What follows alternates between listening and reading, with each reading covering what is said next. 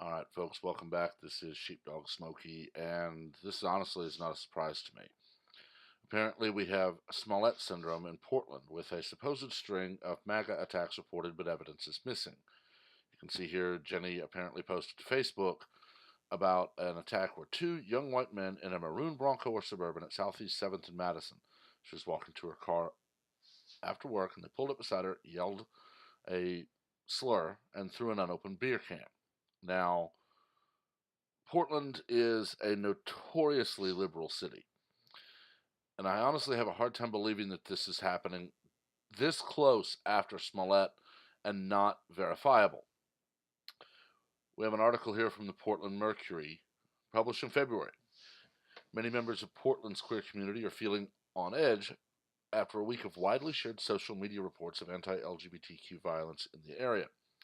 Posts first started circulating early last week after a transgender woman was allegedly assaulted in the Buckman neighborhood of southeast Portland during the early morning hours of Sunday, February 10. According to a press release by the Portland Police Bureau put out today, the woman reported her assault after being transported to a hospital that day. The woman started a GoFundMe page to pay her medical bills after the attack, and police report obtained by the Mercury confirms details listed on the GoFundMe page, including that she suffered injuries on her hands and elbows. The woman declined an interview with the Mercury at this time. The Mercury isn't naming the woman or linking the page out of respect for her privacy. Let's stop there. That is what the press needs to do. You can report an incident without blowing it out of proportion and creating so called victims from the get go. Wait for everything to come in. Over the course of the last week, stories of several other alleged attacks have been circulating on social media. Cameron Whitten, executive director of the Q Center, said he's been notified of at least 3 other incidents against LGBTQ people that have taken place since that weekend. One widely circulated social media post alleges that on Sunday, February 17, two men driving a red Bronco near Southeast 7th and Madison yelled slurs at a queer woman who was walking to her car and threw a full beer can at her, leaving her face bruised. The Mercury has seen several photos and social media posts about this incident and others, but has not received confirmation or additional details from the survivors or from Portland Police Bureau. However, the fact that such reports are circulating, some of them including photos of injuries allegedly sustained from the attacks, is certainly enough to set Portland's queer community on edge. Whitten said the Q Center has received many calls in the last week from LGBTQ community or people worried about their safety. It's been a challenge, Whitten said. This is all coming by surprise, and everyone's feeling really hurt. In its release, Portland Police Bureau said it has not received any reports of possible bias crimes in the last week, but it is aware of the social media post and has proactively reached out to community stakeholders to brief them on what we have learned and to encourage any victims or witnesses to contact law enforcement.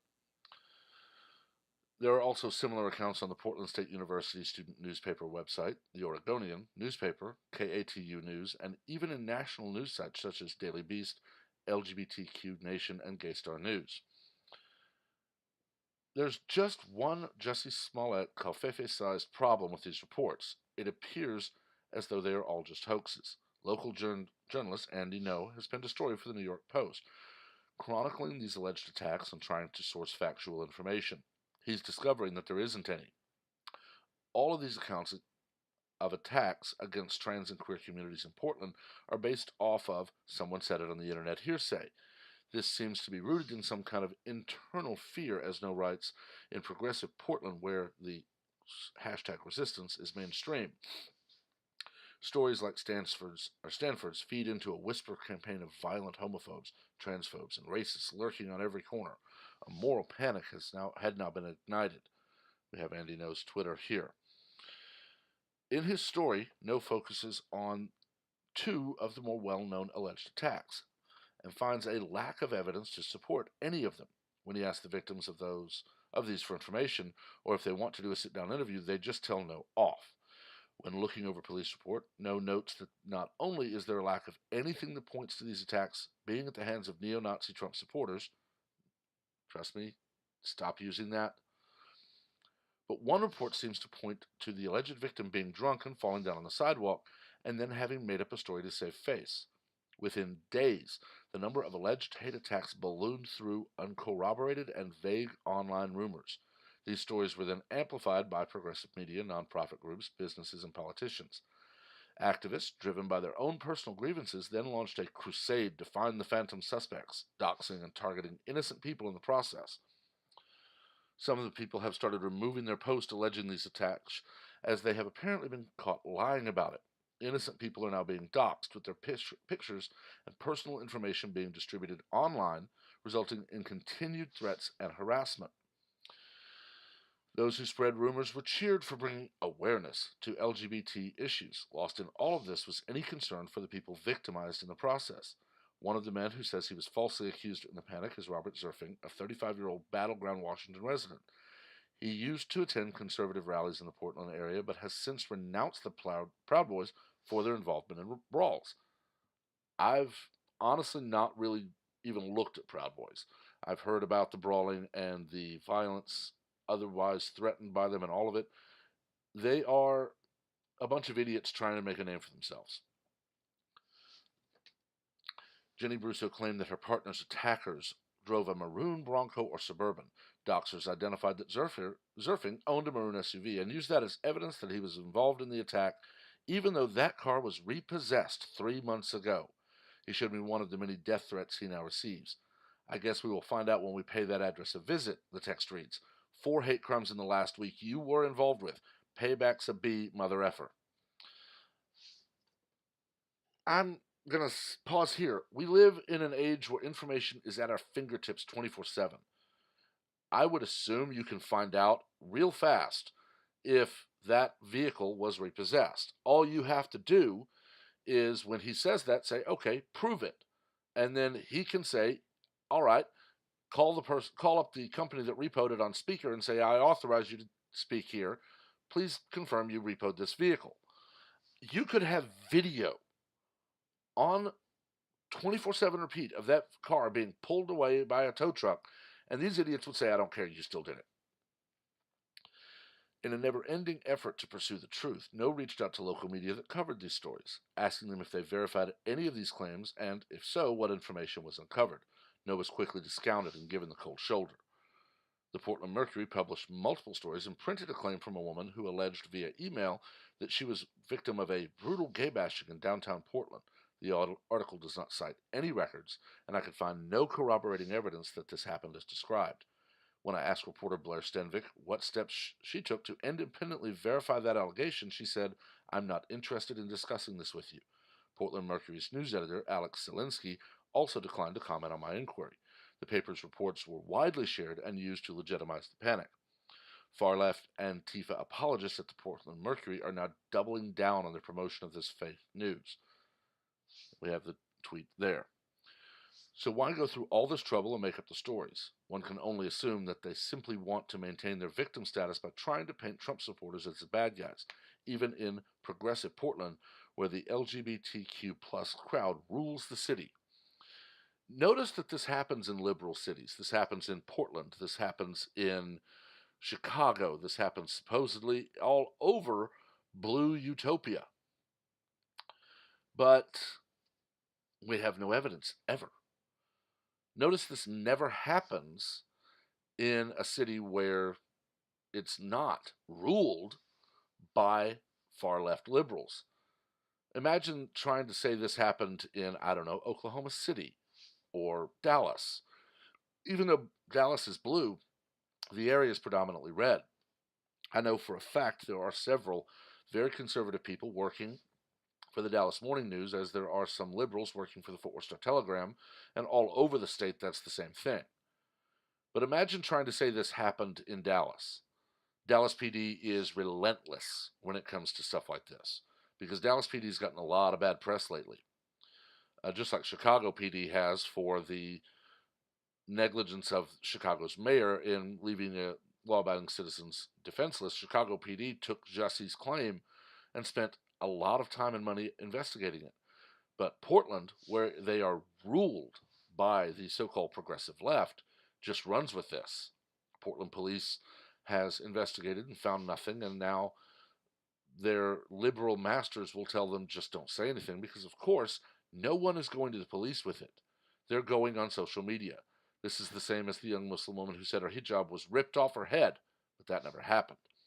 It's the same as the young woman who said hateful notes were left on her door, but we found out later she did it to herself. We're literally living through a time where people are so not racist, not sexist, and not otherwise bigoted that these groups of people who feel they're hated and assaulted by thought have to attack themselves. Trump is so racist that there are no hate crimes happening in Chicago, so Jussie had to fake his. Trump is so anti-LGBTQ that the Portland community has to assault themselves and make up lies. There are just no excuses possible for this. We are going to have to see people face the consequences of their actions. We need to see people like Jussie, like anyone else who fakes a hate crime, actually be forced to endure the consequences of that, be it jail time, be it a hefty fine, or anything else in between those two. Only when people see that when you lie to the police and you stir up this panic, you're punished for it, will it even begin to slow down, let alone stop. I can tell you from personal experience, and this is 20 years ago, I went to a high school in a fairly conservative area. And yes, there were homosexual students there. And I watched people who were the supposed grunt-headed jocks of the school stick up for them when they were being bullied. I myself, although not homosexual, was bullied. I was a very small child until my junior year when I ballooned from 5 foot to 6 foot in 10 months. I was bullied for those first 2 years of high school, and I had a lot of the supposed empty-headed jocks that stood up for me. Why is that such a foreign concept now?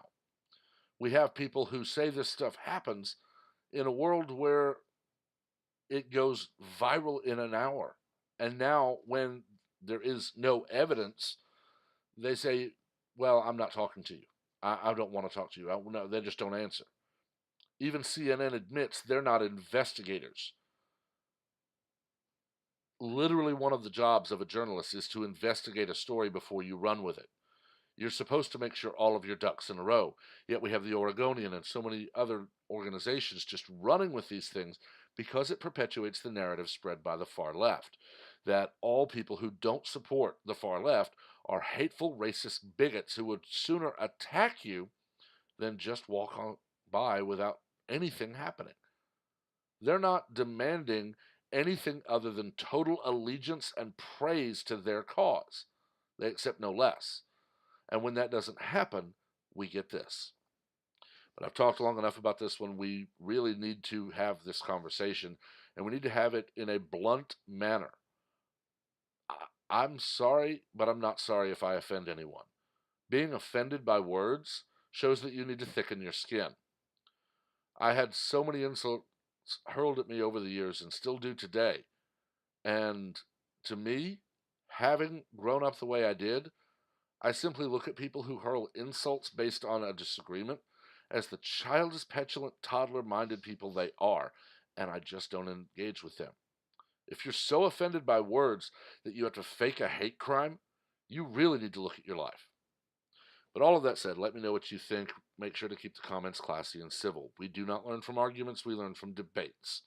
Also, make sure to like the video and subscribe so you stay up to date on all of the content, as I do have several other things in the works.